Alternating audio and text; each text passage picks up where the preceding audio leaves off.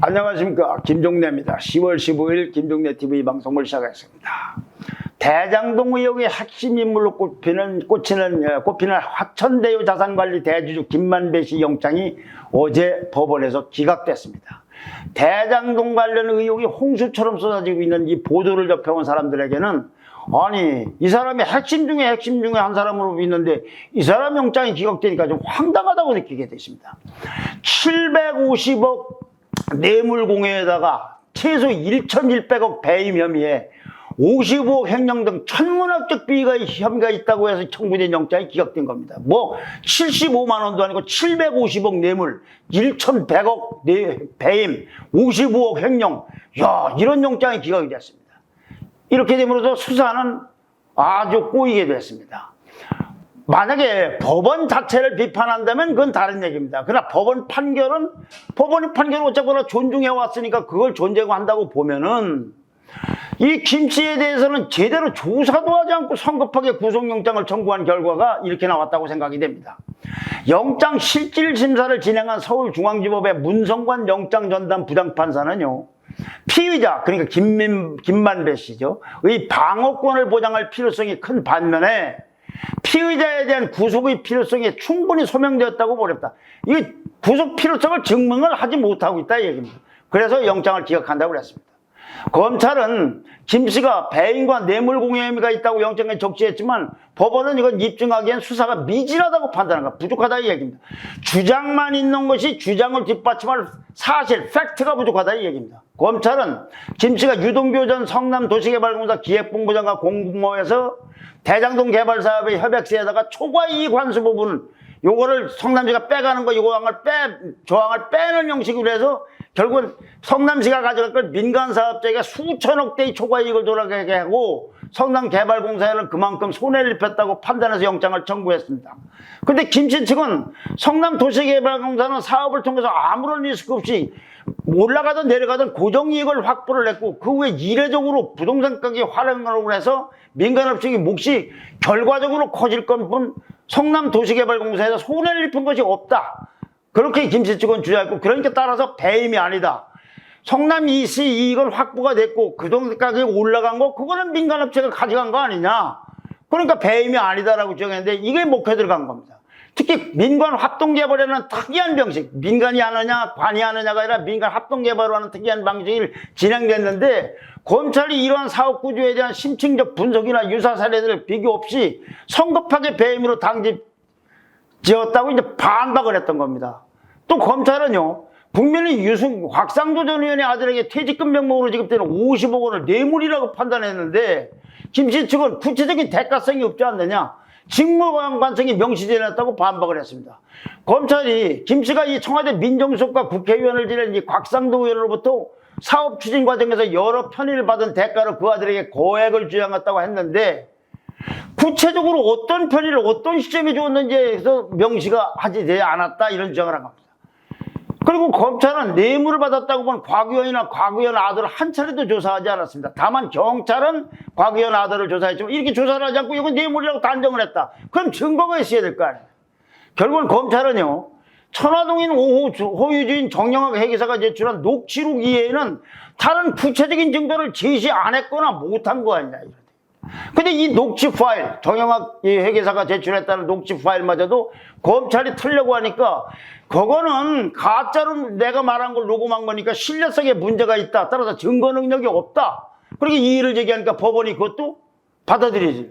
그러니까 녹취록만 제기한 거지 이걸 파일을 틀지를 못했던 겁니다. 또 하나요. 유동규가 이 김씨로부터 김만배 씨로부터 김만배 씨가 그렇게 유동규 씨한테 이 5억을 뇌물을 전달해 주었다고 했는데 현금 1억에다 수표 4억이라고 하더니 이날 법정에서는 현금 5억이라고 주장했어요.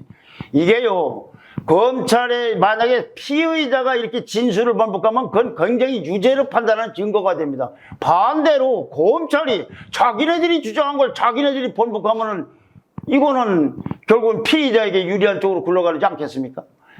김 씨가 그동안에 검찰이 협조적으로 임했기 때문에 또 조주 우려가 없고 관련 장소에 대한 압수수색도 이루어졌으니까 증거인멸 가능성도 별로 적다.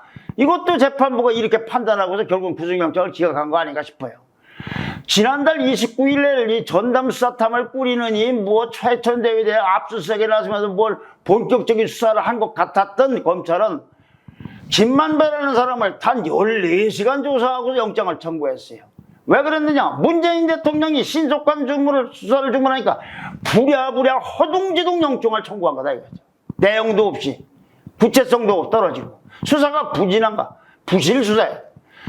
유동규 전 본부장은 체포 48시간 가까이 조사하고 그렇게 하고 700억 뇌물 수수하고 수천억 대 배임 혐의를 영장에 청구해서 이건 영장 발부돼서 지금 유동규 본부장 구속이 돼 있어요. 그런데 김만배라는 사람에 대해서는 뭘 입증할 걸 안 해놓고 그냥 덥석 영장부터 냈다 이거죠. 뇌물 수수자로 제독된 나는 그 아들에 대한 뇌물 받았다는 사람에 대한 아들 조사도 없이 난 영장 내용에 그걸 기증했다. 그리고 성남시가 본질적으로 압수수색을 해야 될 제1호인데 거기도 오늘 써야 드디어 조금 전에서야 이 압수수색을 했습니다. 이제 김 씨가 모든 혐의를 부인하고 있으니까 녹취록 이외에 법원이 판단을 뒤집을 만한 다른 추가적인 증거를 확보 못하면 대장동 의혹에서 김 씨 다음 단계로 들어가기가 쉽지가 않게 되어 있다 이거죠. 자, 무엇보다도 이재명 당시 성남시장, 지금은 대통령 후보지만 그 인허가권 행사는 정당했나? 비리는 없었나? 이재명이 잘못이 있다면 배임죄인가? 배임 혐의인가? 뇌물수수인가? 아니면 그냥 무능했던 것인가? 유동규하고 이재명 당시 시장 사이는 도대체 어떤 관계인가? 만약에 유동규 씨가 이걸 부인하고 증거가 안 나오면 뭘로 어떻게 입증할 겁니까? 둘째, 김만배 뒷선은 있는 겁니까? 없는 겁니까? 있다면 누굽니까? 세 번째는 거의 초대형 로펌을 뺨칠 정도로 호화 변호인들을 쫙 끌이고 있는, 예를 들면 박영수 전 특검이라든지 곽상도 전 의원이라든지 권순일 전 대법관이라든지 최순실의 변호사였던 이경재 등등 이런 사람들을 쭉 변호인들 거느리고 이게 위촉을 했는데 무슨 연고로 화천대유의 고문으로 일했고 왜 곽상도 의원 아들은 상식을 초월해 50억을 받았으며 박영수 특검 따님은 어떻게 해서 아파트를 그렇게 분양을 받을 수 있었던가? 이런 것들도 규명이 되는 거예요. 왜 대장동을 이재명이가 설계했다고 그러는데 나오는 사람들은 왜 야권 사람들만 등장하는가? 네 번째, 오늘 조선일보는요, 김호수 검찰총장이 총장 임명 직전까지 한 5달 동안 성남시에 고문 변호사로 있었다는 걸 특종 보도했습니다. 아니 근데 성남시청 수사를 오늘 해야 하는 거예요. 그러면 이 검찰 수사 부진하고 이 김호수 검찰총장이 성남시에 고문으로 있었던 것 사이에는 무슨 관련이 있는 거 아닌가? 그리고 그 다음에 김호수 총장이 성남 고문 변호사가 된 연유가 뭐고 까닭이 뭔가? 배경은 뭔가? 도대체 이런 것들을 언제 어떻게 파헤칠 겁니까? 지금까지 이런 식으로 수사를 해서는 수사의 ABC도 지키지 하고 있는 검찰이 정말로 의혹을 규명할 의지가 있긴 있는지는 의문입니다. 아니면 있다 하더라도 실력이 있는지를 모르겠어요. 이런 가운데 또 검찰과 경찰은 뭐 휴대폰을 압수수색을 하느니 무슨 수사한 자료를 넘기려말로 갈등을 일으키고 있어서 난 이 수사가 언제쯤 풀리는지 굉장히 의문입니다. 좋아요와 댓글과 구독 신청 부탁드립니다. 감사합니다.